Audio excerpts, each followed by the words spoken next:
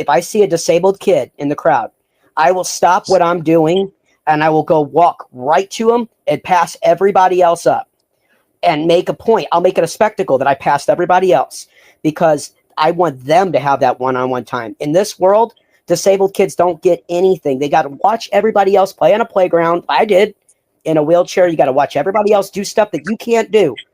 So when I see kids that come to our show with disabilities, I make a point to go right to them and I pass everybody else up because that is their time. And I know what that's like to be in a wheelchair and you can't get to your star people that you want to see and talk to. You know, I know what that feels like. 3, 2, 1. Welcome to Standing Strong with Waylon and Ashley.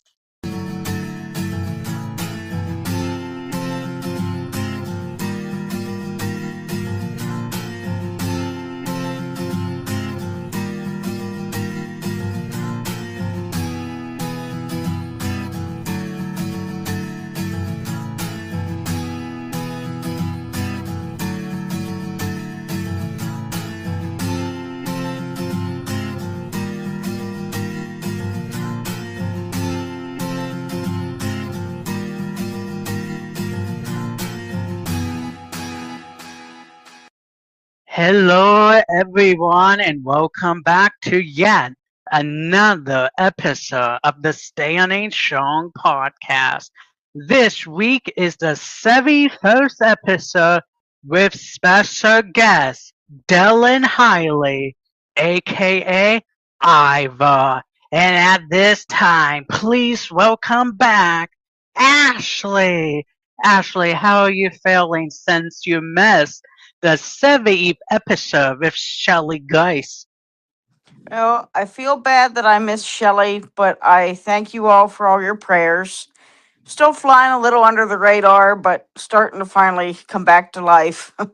And it's an honor to get to meet Dylan, aka Ivar, tonight. This is going to be an amazing episode. We hope you guys enjoyed Shelly Geis' episode of Standing Strong.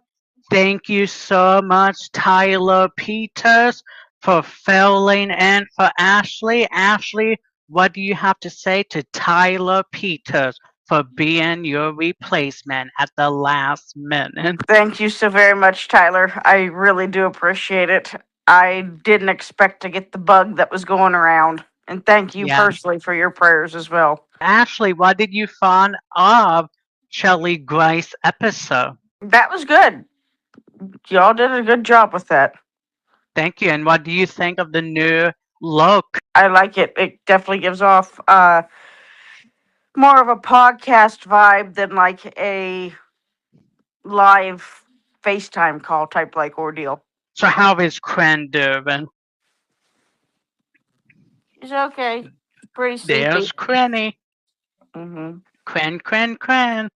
Yeah, Cran might appear throughout the episode, so you guys might be able to see Cran every once in a while. So at this time, everyone, we are gonna announce the next review of the week on this episode. Hi, I'm Ashley Perry, the new co-host on the Standing Strong podcast with Waylon and Ashley, and I'm here to read and announce the review of the week. Tyler Peters, congratulations. You won the Standing Strong podcast review of the week. Tyler's review says, the Standing Strong podcast offers an inspiring platform for people to share more about their own personal experiences that provide such positive encouragement. He has been a former co-host and guest of this wonderful program. Waylon does a stellar job of putting everything that you see together. His co-host Ashley is tremendous, both as studiously as it brings out a real perspective from guest and host alike. He considers Waylon his friend. Another way to describe Standing Strong is that it's honest. He can't say enough complimentary words regarding Waylon, Ashley, and the guest and Standing Strong as a podcast overall. You'll enjoy this because people are uplifted, and they reveal what makes them stronger. Sending positive vibes to Waylon, Ashley, and the Standing Strong podcast. That's right, Ashley. What an awesome review by Tyler Peters. He was an amazing co host when he had his time on this podcast with me. Wow, Ashley. Some of these reviews that we have been getting on our Facebook page has been tremendously inspiring, to say the least. Mhm. What do you think of all these reviews we have received?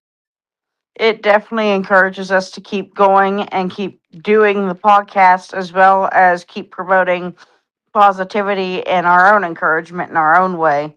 But getting it in a review with their feedback is wonderful, and it gives us an insight on what we need to improve and what we can continue to keep doing, as well as we keep doing our podcast. Absolutely, 100% well said. Are you ready, Ashley? Yes, Waylon, are you ready? Yes, I am. Everyone, get your popcorn ready and sit back and enjoy Dylan Highley, aka Ivar's episode of Standing Strong. Here's Steve Fox with the guest introduction. Dylan Highley is a former Shriners Children's St. Louis patient. Dylan was born with osteogenesis imperfecta, a condition that causes brittle bones, resulting in 32 broken bones at birth. Also known as Ivar on stage, Highley is an announcer and member of the Micro Wrestling Federation and is featured on the Discovery Channel show Big Little Brawlers. The reality series follows a group of wrestlers as they navigate the challenges of the micro wrestling world. He discovered his passion for announcing when he was attending O'Fallon High School in O'Fallon, Illinois, and a teacher introduced him to announcing sporting events. When he attended Southern Illinois University Carbondale, he became an announcer for several sports teams at the school. He was in a band for nearly 4 years, traveling to perform around the St. Louis and the surrounding areas. Today, he has his own dedicated fan base, chanting his name in crowds across the country. It's Waylon and Ashley's pleasure to welcome Dylan Highley, aka Ivar, as their 71st guest on Standing Strong.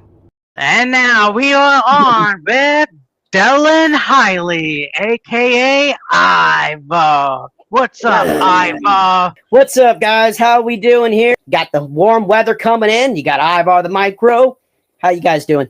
We're Doing doing well, thank you. okay. I'm wearing my Chelsea green shirt. Yeah, that's one of my favorites, man. I love Chelsea. Yeah, Chelsea's amazing. She's funny. She does an awesome job in the ring. So it's nice to see how she is a talent of respect by so many fans. She has won the women's United States championship for the first time. Then she was the Yep. first one to win it twice. She's doing an amazing job.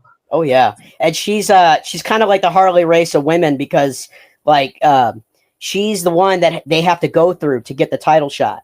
Even though Mhm. she's not getting all these title opportunities herself, she is the standard that they have to beat to get the number one contender spot. So she's very important to the company, you know. Yep, Yes. absolutely 100% agree with you there. Now at this time, Iva, can you give people a little bit information about you with your wrestling company that you wrestle Mhm. for and has been an announcer for? Yeah, so my name is Ivar the Micro. I am the tiniest rock star of the planet, the voice of micro wrestling.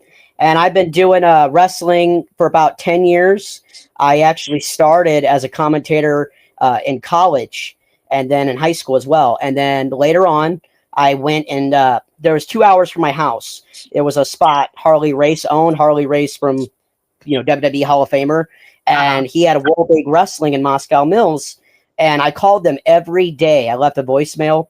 And I don't know if it was just they were annoyed or they were just, needing a commentator. But they brought me in. And then 5 years later, I became a lead singer of a band and went on to micro wrestling.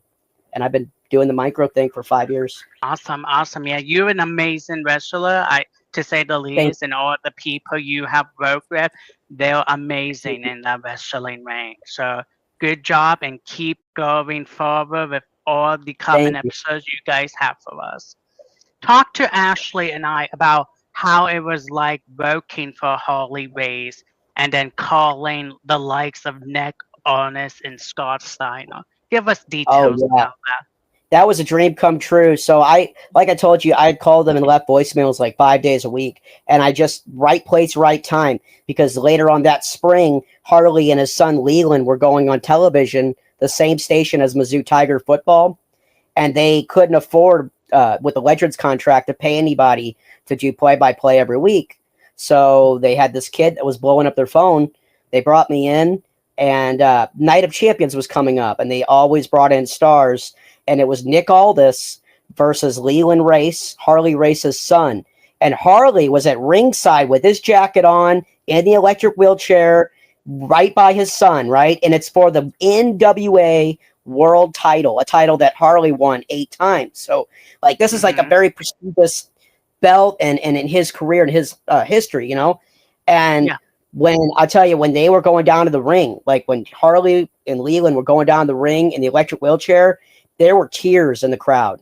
You know, you could feel every bit of the emotion. And not only that, but the people backstage knew that Harley was really sick with pneumonia, and he had died a week later.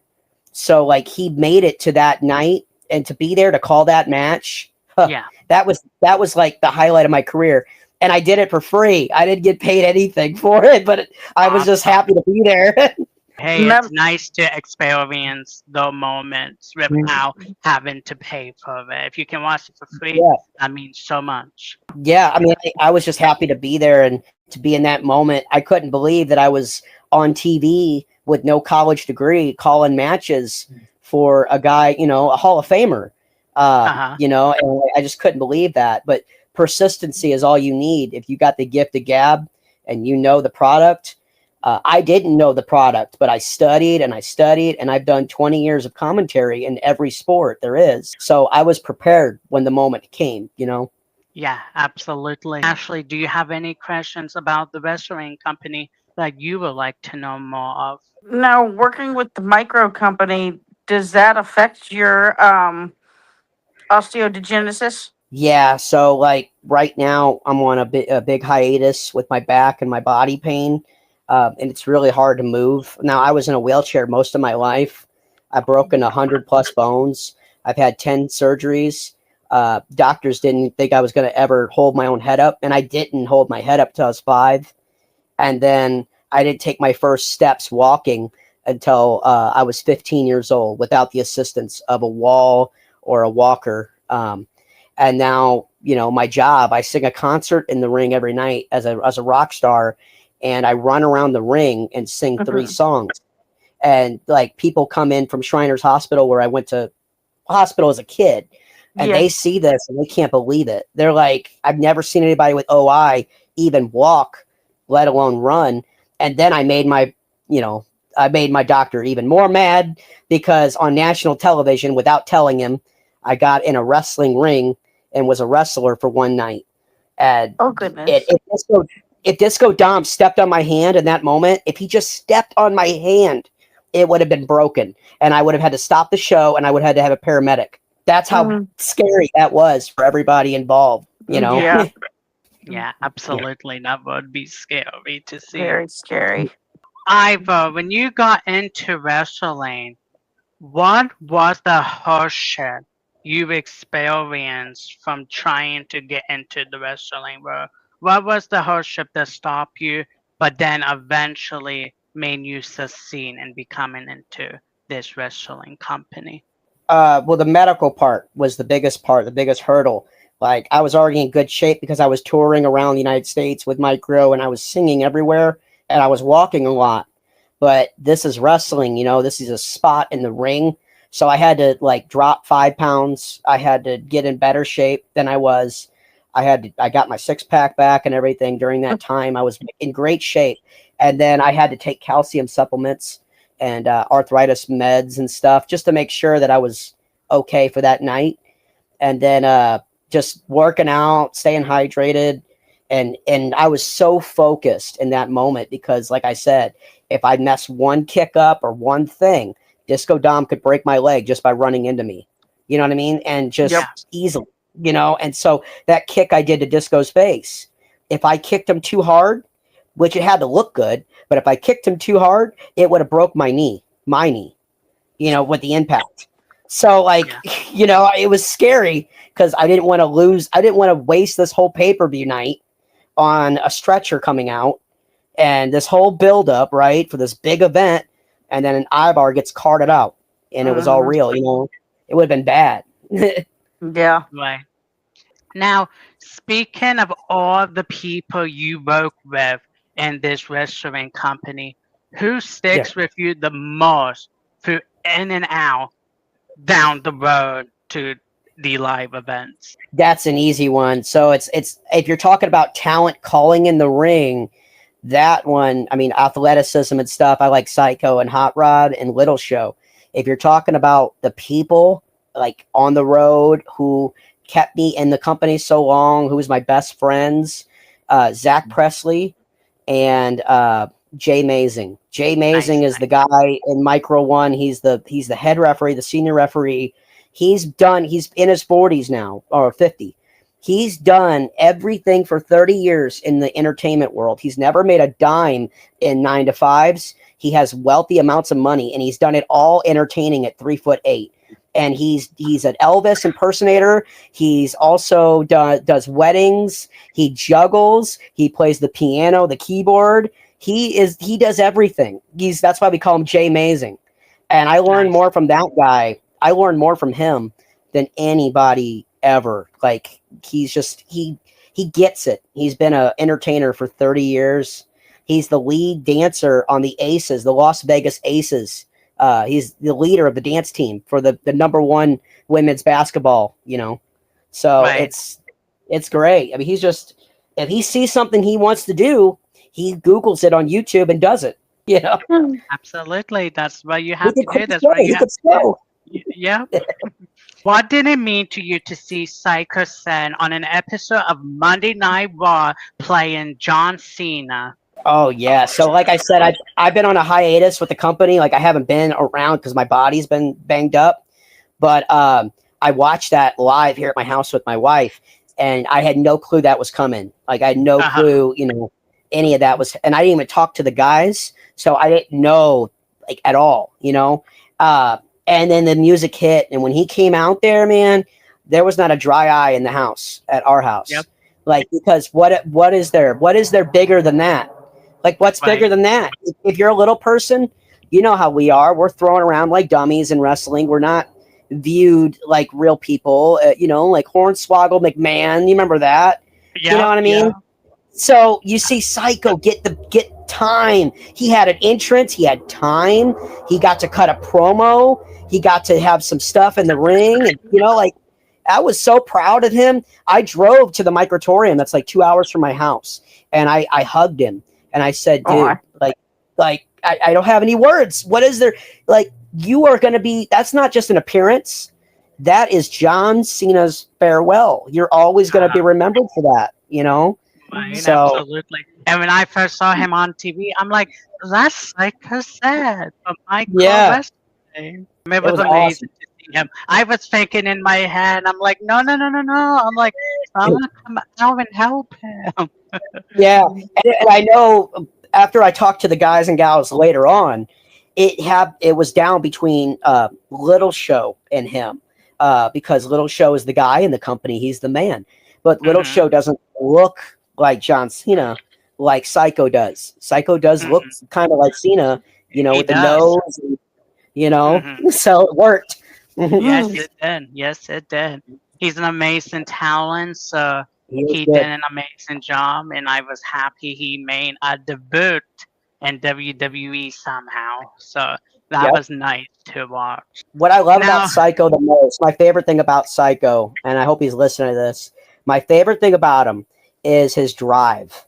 He's so driven to, like, he doesn't stop. He doesn't stop. Like, if he wants to he does videos every day for the company. He's constantly trying to, do more for the company. And my favorite thing about him, honestly, is when we have a newbie wrestler who's greener than baby poop, that is going to hurt you in the ring, right? And nobody wants to wrestle the brand new guy, ever. And Psycho always raises his hand. I'll wrestle him. I'll wrestle him every time he gets in there. And Psycho's the star of the company. And he always gets in there with the newbie every time. So that's real. I know Psycho Sen is someone who I will one day like to have on my podcast because I'm sure he will have an inspiring story to share and help people out in this road to let them know they're not alone. Yeah, for sure. I mean, like, he's got millions of views and following on TikTok. But he worked for that. Like, it was a grind. He gets up every morning and he pulls his phone up and he does it all the time. You know, he sticks with it.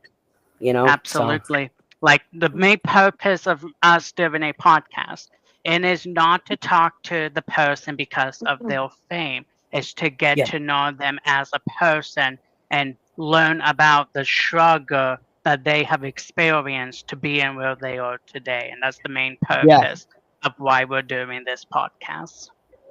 Heck yeah. And have you been a victim of bullying, and what was it like for you growing up? That's a question I get all the time, and the answer always dumbfounds everybody. There was attempt on me a lot for bullies, right? They were always trying, but I never had a bully growing up because I didn't allow it. I was actually the 3'8" guy that was standing up for my cousins that were 6 foot tall with my mouth, like yelling at other people. I was the guy that was standing up for my cousins that were, you know, getting picked on by jocks and stuff in high school. And I was the one that would speak up against them, you know, and I'm shorter and I'm brittle and everything else, but that was always me.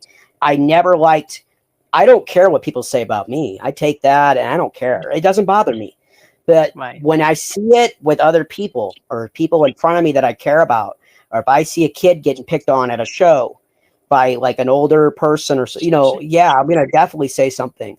And honestly, it's been a big gift in my life having this disease, because all the people that come to my show, all my Ivar fans will tell you that if I see a disabled kid in the crowd, I will stop what I'm doing and I will go walk right to him and pass everybody else up and make a point. I'll make it a spectacle that I passed everybody else because I want them to have that one-on-one time. In this world, disabled kids don't get anything. They got to watch everybody else play on a playground. I did in a wheelchair. You got to watch everybody else do stuff that you can't do.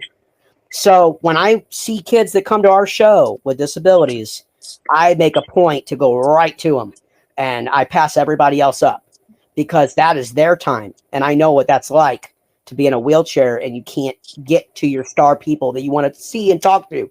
You know, I know what that feels like. Yep. So it's sad because it seems like the more bullying there is people bullying those who have disability, and it's like, wow, I'm like, why? Yep. So what advice would you give someone out there with a disability that is getting bullied to let them know it's going to be okay and they will overcome it? Because eventually the bully will experience something like that in their lifetime. Well, if they're Ivar fans, they could just call me and I'll deal with it. I'm just kidding. But no, I get real upset about it. But what I would do is I would just tell them, like, have confidence in yourself. The reason the bullies do this bullying stuff is because they don't have confidence in their own self. They're losers inside. That's why they project anger to other people so they could be as miserable as they are, you know, to join them. Misery loves company. You know, I've dealt with a lot of ups and downs and a lot of negative people in my life. And now without even feeling bad about it, if it hurts me and my wife, if that person is negative and it hurts me and my wife, they're cut out immediately. I don't deal with negativity. I don't deal with people anymore around me that bring me down. I don't do it. And that would be my message to everybody else, is to just look at all the Pokemon. Basically, that's what I call my friends. Look at all the Pokemon Pokedex in your life, right? You get to decide what's in that Pokedex, who's in it, who's not. And if you got somebody that is not bringing something to the table or is bringing nothing but bad, just discard that card, you know?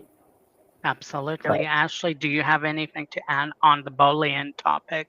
I work, like Waylon said, in healthcare, but I work with people with intellectual developmental disabilities and whatnot. And I am honored that you take such time out of your personal career to come and respect them. That means a lot. Thank you. Well, I was the one that I wasn't bullied. I just said I wasn't bullied, but I was viewed a lot of my friends that were in wheelchairs that were, and I was the one that was really brittle, but I would stand up for them. And I would tell my mother all the time, she'd get mad at me for it because I can get punched in the face.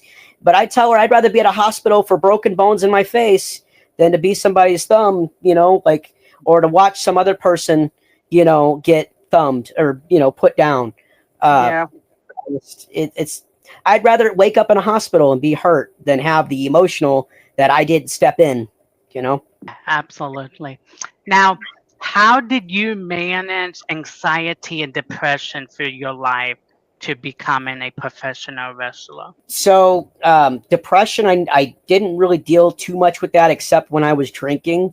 I used to be a heavy drinker before micro wrestling, and I'm 7 years now, no alcohol. So That's awesome. that really was Congratulations. thank you. You're That was a big one for me to turn my life around because I wasn't hungover all the time. But the other part of your question, so anxiety, I'm going to be honest with you, anxiety was something that, and like many people, I didn't look at it. I didn't believe in it. I thought it was foolery. I thought it was just dumb, an excuse. I did. But now I have so much social anxiety. I used to love, and I still do, I love my fans. I love crowds. I love performing. But I want to lock myself in a dark room a lot because I got so oversaturated with people all the time. And it's not their fault, I love it. But I realized what social anxiety was. Like, I would get nervous to go to grocery stores. Like, that was starting to develop, just crowds. Now, when I'm Ivar and I have the glasses and I'm performing, I can handle thousands of people and I'm fine. But when I'm Dylan and I'm just in my normal life, I get nervous when I go to a grocery shop, when I go out to, I mingle with, I don't know why, but it's just, I don't know. Now, what advice would you give someone out there who is struggling with anxiety and depression to make them feel better? Take the time that you need. I would say, don't do what I did. I loved my job so much that I stayed in it too long. Like, I still love the micro wrestling, but I was doing 300 plus shows a year for 5 years. So I watched my grandparents both pass. I wasn't really at the funerals. I couldn't make the funeral. I couldn't, my grandma passed, my best friend, a year and a half ago. I had a fair show with 2,000 people at the show chanting, Ivar, Ivar. And I had to make a decision. And my grandma would have wanted me to go on. She called me at 6:45 to pass, like she was dying on the phone. And then I had to go on at 7 o'clock and sing. Wow. So that was, that I had to wipe the tears from my eyes, get down on one knee and pray and just be like, okay, I'm doing this, and I went out there and did it. But anxiety is a real thing and there's no real cure from it, but you have to step away from your job. You have to be willing to sacrifice things you love and take time off to fix that. Because if you don't, you're going to burn yourself out, and not only burn yourself out, but you're going to lash out at, like I did at the end, because you're so tired, you're so burnt out, and you're just on edge, Absolutely. I'm sorry to hear about your grandmother. I know during the time when I first asked you to come on the program, it was a good time that year because of your grandmother being sick, which I respect your decision. And then we later on discuss when you could be on the podcast. Yeah. Now, speaking of people dealing with loss, people who are thinking like suicide thoughts, what message do you have for them to help them break out of the mind thinking? Just believing in their self and knowing what they bring to the table as far as the planet Earth goes, like my dad, I loved my dad so much because he was so brutally honest with me. He told me straight up, he said, you're not going to be a UPS driver. You're not going to be a forklift driver. You're not going to, but you inspire people and you have a gift of gab that nobody else has. And you touch lives when you talk compared to other people when they talk. So knowing just because you're disabled, you have your mouth and your voice, so you could still do stuff. You know what I mean? It's just you can't do the running and the jumping and all that, but you could still. People are gonna listen to somebody that's disabled talking to them about inspiring stuff more than they're gonna listen to somebody that's able-bodied. So that's a strength. That's a platform, and it's not like you should use that in a positive way, not in a bad, or look at it in a bad way. Is what I feel. You know, just knowing what you have and knowing your strengths, and using those. You know, I'm 3'8" with brittle bones, and now I'm gonna be known as one of the most famous little people singers of all time, only because I took a chance. You know, I believed in myself. You got to believe that you could do stuff. And I'm very disabled, but I knew that when the goggles came on, when the gloves came on, I was Ivar the Micro, and nobody was going to stand in my way. You know? Absolutely. Yeah, I love that. Ladies and gentlemen, at this time, we will be right back with Standing Strong after this commercial break. Waylon and Ashley will be back with the Standing Strong podcast after this break. It's my pleasure to introduce myself, Tyler Peters, as the voiceover for this commercial. I was the former co-host for this podcast. We hope you're enjoying this episode so far. Waylon and Ashley are two friends being a light and supportive leader for our daily life struggles. No one should feel alone or worthless. Let's be the change the world needs together. And I'll add this.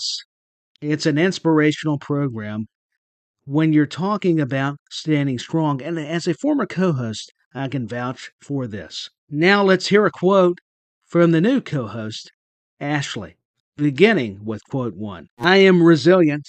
I try my best. I value my life. I am not perfect. I never give up. I am empathetic. I am a warrior, ready to conquer. I am not broken. I am loving. I take things one day at a time. I am independent. I am human. I'm a survivor. Quote 2. I don't know what you're going through, but it's going to be okay.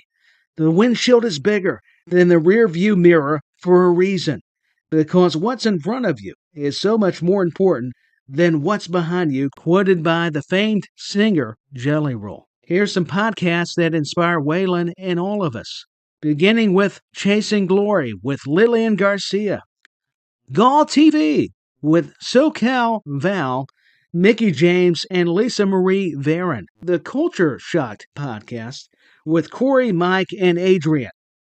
And here's some podcasts that I host. Tyler's Takedowns and Tyler Talks Music are part of DTP Productions in association with SJP World Media. They're all just great programs. As you can see, Waylon and Ashley are on this powerful mission in helping other people know they are worth it. I'm Tyler Peters. Now back to the Standing Strong podcast. We are back with Standing Strong. Wow, Ivar, you have shared a lot of inspiring messages. Thank you so much. Thank you. Ashley, is there anything you would like to discuss out of the 3 topics we just discussed? Yeah. Have you ever dealt with any narcissism or domestic abuse or anything, either throughout your career or throughout your lifetime? Not really any abuse or anything. I that's one of my biggest pet peeves is guys that abuse women and stuff like that. And I have friends of mine that I would stand up for, and I probably shouldn't have got involved in their relationship, but I kind of did just to defend them. So I had, I was never going through it per se myself, but I had everybody else going through it around me. And that's also what helped me a lot was I went through very adult situations around me at a very young age. I had a DUI when I was 19, so I messed up so much at a young age that I got it together. I hit rock bottom and then figured everything out. And that's why I never judge anybody. That's why my fans always love the fact that I could sit here and talk to them give them advice and they don't feel judged, because I was the worst person on planet Earth a long time ago. And now I'm trying to right every wrong and change the change the story. So Yep. you're in charge of your own narrative and what you do. And yeah, Nice. person against domestic violence for sure. Like, I know people that went through it. So Mhm. Yeah. Now, Ivor, there's a lot of people who face peer pressure because people's forcing people to do things they don't want to do, but they Yeah. want to do it because they're being forced to do it. What advice would you give someone out there not to listen to people? If you don't want to do it, then don't do it. Well, you just gotta be true to yourself, and you gotta put your foot down, and no means no. People like to be people pleasers. That's what I was a long time ago, as a people pleaser. And you have to get over that part. You have to, like I said about the Pokedex and the Pokemon thing, you have to be willing to cut the negative out and be okay with it. Like I'm saying, whenever you cut that person out, you know how they are. If they're a drug addict or whatever you're cutting out of your life, they're going to throw everything at you. They're going to be like, oh, I've done this for you. I've done this for, how, you have to be able to take all that and just know that they're not okay. And just, you know what I mean? You have to like be a mature person about it, but you have to cut them and then be okay with cutting them. Being okay with cutting them is the hardest part, because everybody wants to be the good guy. You have Right. to be a jerk sometimes. Yeah. Absolutely. Well said. Speaking of people getting down on themselves because of their body size, or they may not be tall enough like they want to be, so Yeah. they beat themselves up over that.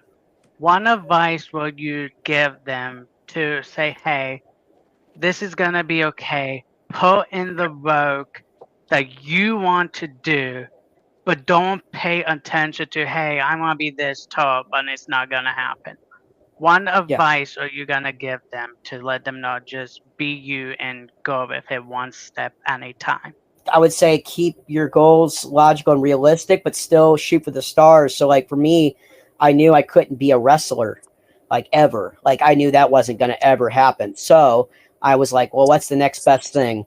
I got to be around it. I got to be close to it. So I'll be a commentator, And so just finding what your niche is and everything, not taking it as a no, but taking it as a, okay, I can't join that company doing that, but I could join this company doing this, and I could be, a talent scout for wrestling, or I could, whatever, there's jobs even for disabled people if you're passionate enough and driven enough, but you have to know your worth, and you have to know your limitations and be realistic. But you still have to know your worth and know that there's workarounds.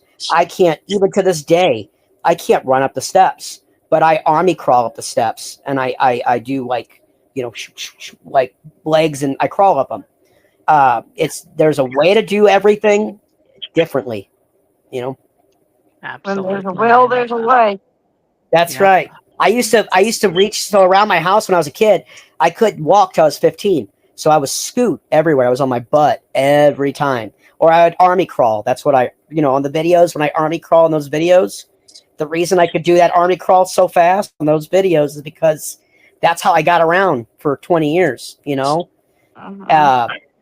But there's a way to do everything, and you just got to keep on pushing through.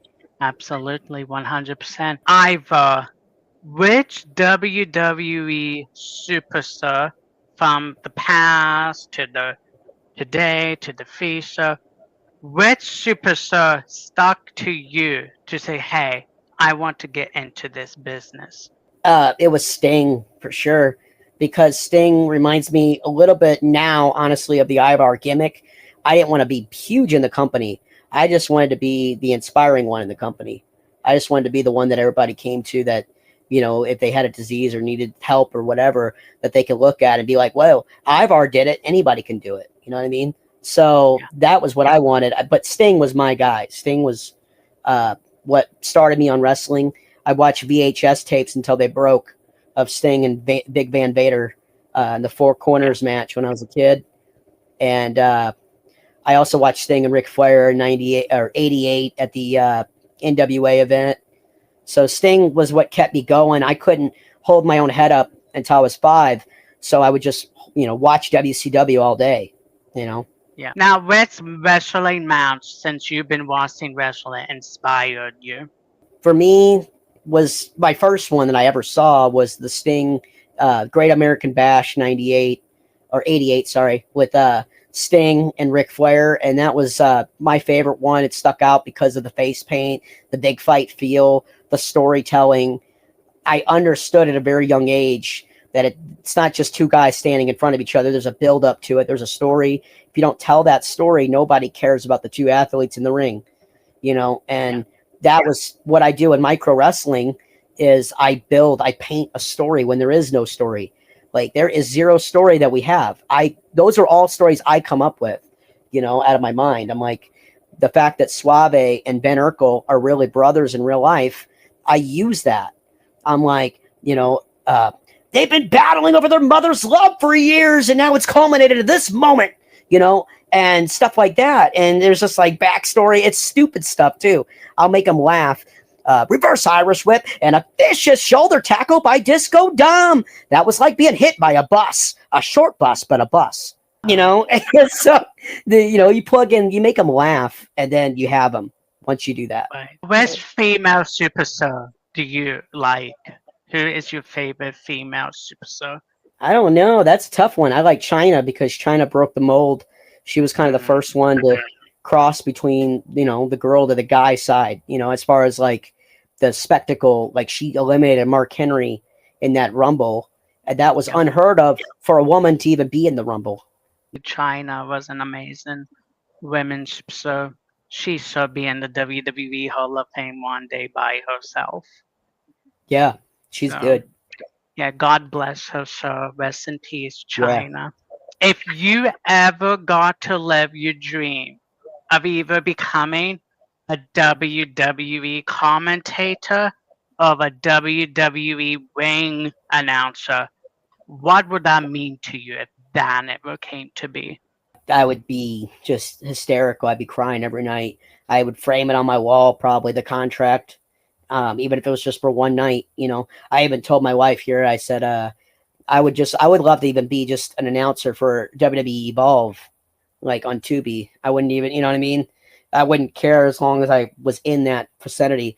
It would mean everything to me. A little guy from Edwardsville, Illinois, who couldn't hold his own head up. And I was born in a half a body cast, learns how to walk at age 15 years old, gets out of his wheelchair and becomes a commentator for wrestling for WWE. Be awesome, It'd complete the story. Hey, never say never. It may happen for you one That's of right. these days. And then when I see you on a WWE television, I'm gonna say I interviewed him. Yeah. Ivar from Micro Wrestling. So never give up on that. It may happen for you. And I'll be your number one fan. Thank you, man. I'm a fan of you guys already on this. You guys have a great setup here. Thank you. I appreciate that. Thank you. Now, Ivar, which commentator or announcer from the WWE inspired you to say, hey, I want to be an announcer too? Yeah, that's an easy one for me. Jim Ross. I met JR actually in New York when I was right before I went to micro wrestling. I went to New York for WrestleMania. I went to the Gotham City Comic Club, and I met it was Jerry the King and JR at a table telling stories and everything else and signing autographs. And they did a count. They had like 150 people in that crowd. It's like kind of exclusive thing, and they were doing Q&As and stuff. And I had met JR. I don't even know how I got up to him to shake his hand before the show started, but I guess I had used my wheelchair and just, blasted in there. But I shook his hand and met him, and I stood in his head, I guess. And I told him briefly, I said, I'm a big fan of yours. I call matches for Harley Race and World League Wrestling, and I have no college degree. It was just out of persistency. I went to college, but I didn't finish it. And I said, and I literally did all this because of the drive from watching you, as a disabled commentator yourself with Bell's palsy and all that.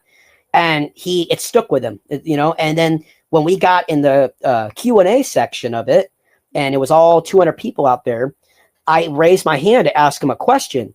And I was just going to ask him a question, what was his favorite match to call or whatever. And before I can ask my question, he goes, before this young man asks his question, let me just tell you, this right here is the commentator for World League Wrestling and Harley Race Hall of Famers Academy. And I was like, I didn't even know what my question was at that point. I forgot, so it was unbelievable. That's awesome, though. Awesome. I have one last thing to say to you.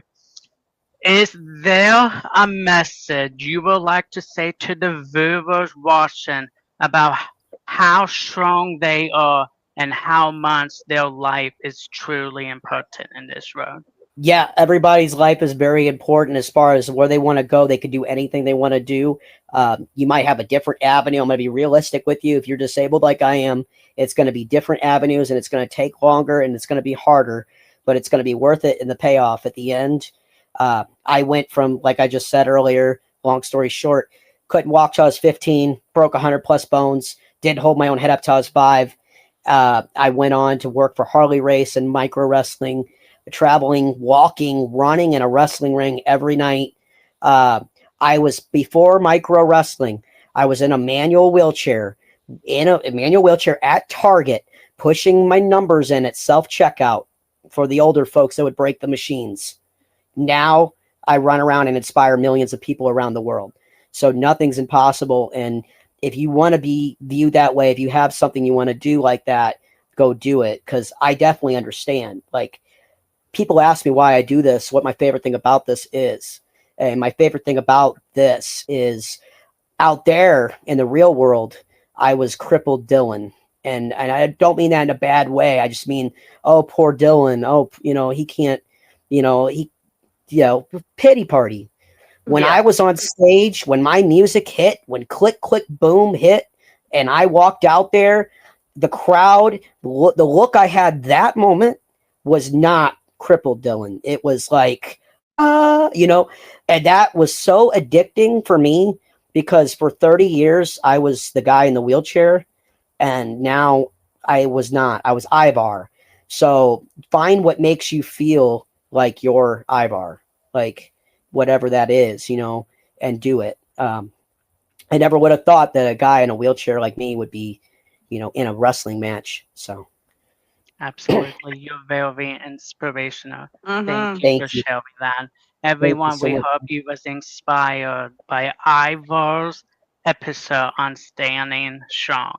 Now we are going to flip the table, and Ivar, you get an opportunity to ask me or Ashley or both of us some questions. Start with you first. So, what was the reason you started the podcast? I was bawling all my life for having a speech impediment. Everyone always told me that I was not going to make anything of myself. It got to the point where I wanted to commit suicide, but thankfully I did not. So I took some time away from high school back in 2010. And January of that new year 2010, I decided to do Team Lillian on Twitter and just do so much for her, because she was someone I looked up to, because Yeah. she was my escape. Every time I looked into WWE, I was so excited and ready to see Lillian Garcia on TV announcing the Superstar. But when she retired, I lost connection with WWE, and my anxiety, my depression, my nerves was acting up. And then when I got to do things for Lillian and she noticed me, and I got to go to WWE events, I got to help her with her podcast, Chasing Gully. That was amazing. I've never thought in a million years I will help Lillian Garcia do stuff for her podcast. So I was inspired by Chasing Gully, and I'm like, you know what? I want to have a podcast. I want to be inspiring. I want to have a voice to let Yeah. people know if you have a speech impediment and someone said you cannot do something, you can make a name out of yourself, Mhm. screw them. They That's right. don't speak to you. They don't define you. You define yourself. So I was like, you know what? I'm gonna do a podcast, and that's why I created Stand and Strong, because I wanted to make a difference out in this world to let people know how important they are and that they are not alone and that they have a purpose in life. So I want to share my experience, interview a lot of people around this world, whoever says yes about being on my podcast, and together we bring positivity, kindness, and strength back into this world, and Mhm. letting someone out there know, hey, if all these people can overcome the things that people told them that they can never do, it will Yep. help change their mind and say, hey, I can do it too. Yep. That's right. And I guess on what was the first two questions? What was for you? What was the first wrestling encounter? What was the main wrestling encounter that you've seen that you loved wrestling on? And then what's the worst story you have in the nursing world? What your job? You said you're in the medical field. I'm sure you Yeah. got awesome stories, but crazy stories too. um, Wrestling, I guess it would be going down and watching. Is it SmackDown that we watch together, Waylon? Raw, and Raw, SmackDown. SmackDown. Yeah, we have a lot of fun. And then I've always liked The Rock and John Cena because Yeah, unfortunately Hulk Hogan's no longer. So may he yeah, rest in peace. But still, that Yeah, was pretty awesome. But that was a hard one to see. Was Hulk yeah, Hogan passing away? yeah. yeah. Um, It was. and then the nursing aspect, I've just always, Waylon can tell you, I've always had a passion for helping others and trying to either get them better or get them to a point where they feel good about themselves. So I've been in and out of nursing homes, in and out of in care homes, and now I landed up with a wonderful career working with people with IDDs, intellectual developmental disabilities, and just being able not only to advocate with them and for them the importance Yeah, of respect and um, watching them as a human. Their mind is I get mind boggled every day at work because it's like, they tell me these people can't do certain things and then they turn around and do it. It's like, Hmm. wait, what? They go yeah, from being, or we're there to help them because we support them with their independence. We tell them, oh, hey, you can try. Come on, let's do this. Or if you really can't get it, we'll help. We have a gentleman in his 70s that we take care of in my personal group home. Said he was scared to death of water. I can't tell you how mind blown away I am. You get him in a swimming pool and he will do laps faster than I can around the pool. oh, It's awesome. heck yeah. So, Swimming is a great exercise too. Like I did, that's what that helped me a lot because I can't do some of the weight stuff. So yeah. swimming helped me a lot. But you're gonna be jealous because I met The Rock when I was in Make-A-Wish in 2002 when I was a Oh, kid. I got to meet The Rock in North Carolina, and the guy was supposed to just, shake my hand and walk away. He ended up spending 45 minutes with me. He is a wow. he's a Nice. good man. Yeah, But he's an that's amazing awesome. Like, actor. Hmm. yeah, he's a good actor too, I Hmm. think. But that was cool that what you said about all the people that were told by the doctor that they can't do something, and then they ask those questions. My dad, back in '93, when I was real disabled, when I was born, he would sit in the doctor's office, and they would be like, "He can't do this, he can't do that, he can't." And my mom and my grandma would just be like, "Okay, yeah, okay." My dad, my dad stopped and asked, "Why can't he walk? Why can't?" And he was looked at like a horrific human being in that room, you know. But then fast forward later on, his way of thinking is what saved my life because it was the boot in the butt that I needed. Hmm. You know, to do it. So, Yeah. you want to coddle disabled people, but you want to also let them do their thing, because if you coddle them too much, me and Psycho always say, I hate to say this, but me and Psycho always say, because we are viewed as disabled, there's two kinds of disabled people in this world, sadly. There's the ones that are really, really positive, and you could get all the stories out of them. They've been through the worst, and they've dealt with it a certain way. And then there's the really entitled disabled people. And I met a lot of them too, where there's like, they feel like because they're disabled, everybody around them owes them the world. And, we see both kinds, but it's, we always say there's one or two kinds of little people.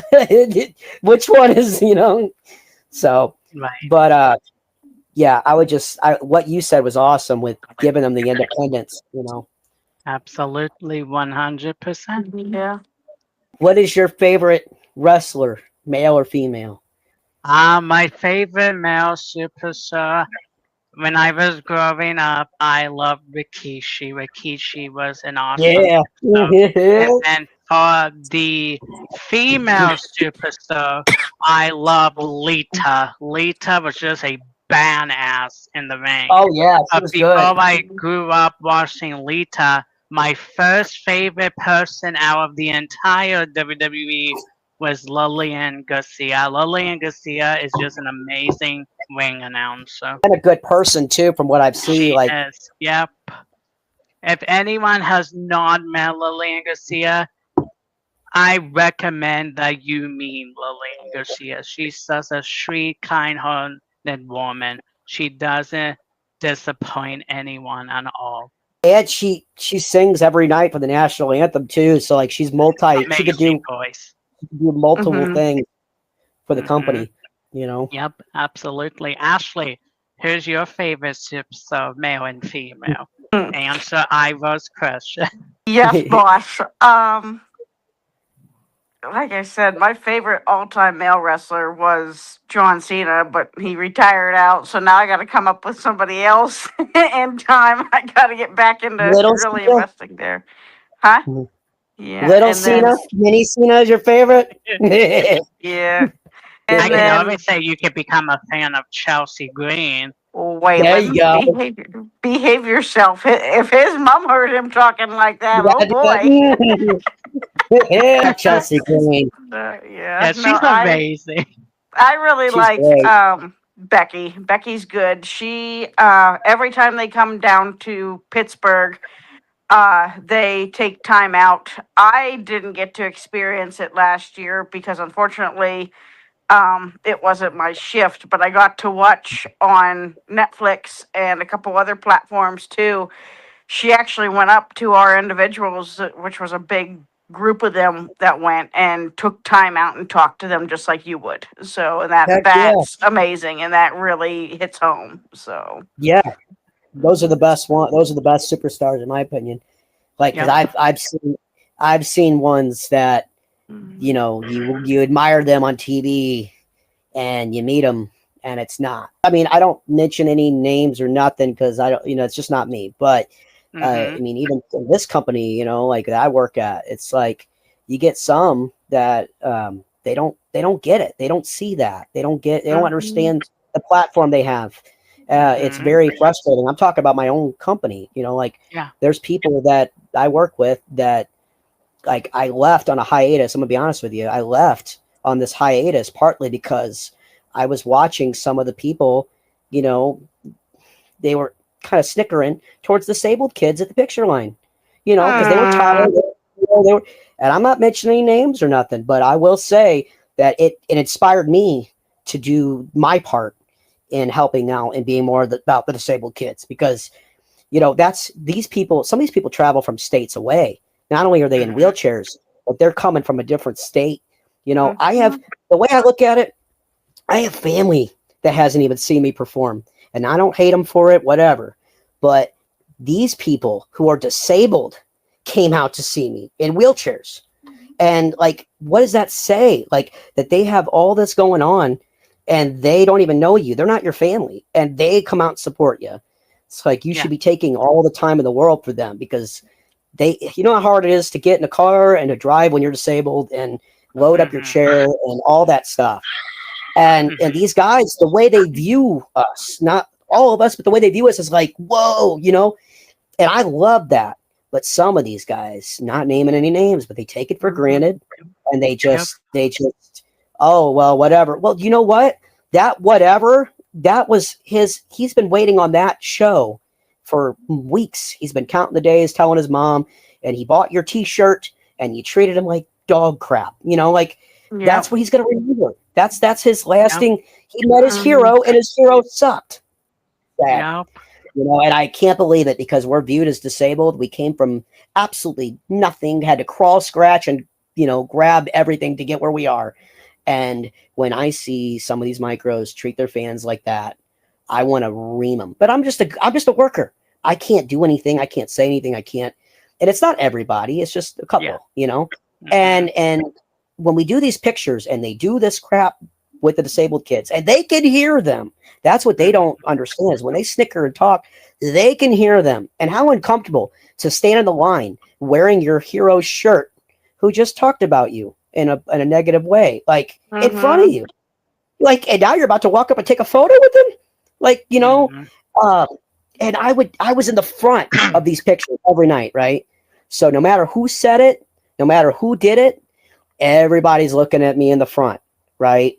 It was embarrassing. Like, I would hear something back there from a micro, like that was negative or bad about this kid. And I'd be like, no, like, I want to get that out of my head. Like, you know, but you can't, everybody's different.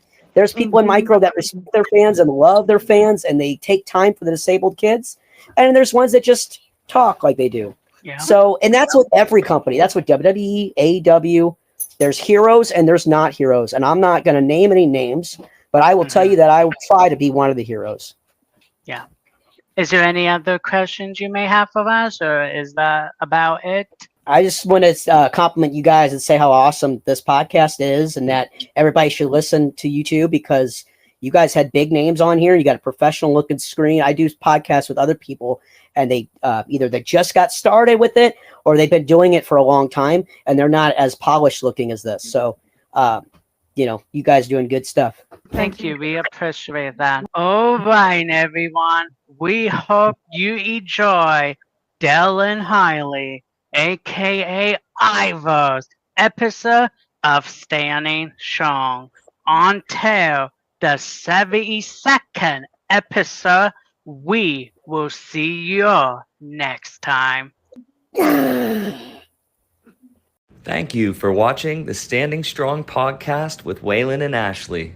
And now, a great shout out for our all-star team behind the scenes. Standing Strong's opening and commercial commentator, Tyler Peters. And our very own guest introducer, Steve Fox. And last but not least, our musical composer, Austin Sire, aka Ace Higher of Daydreamers Entertainment. This message has been brought to you by Standing Strong with Waylon and Ashley. Stand strong and spread positivity wherever you go.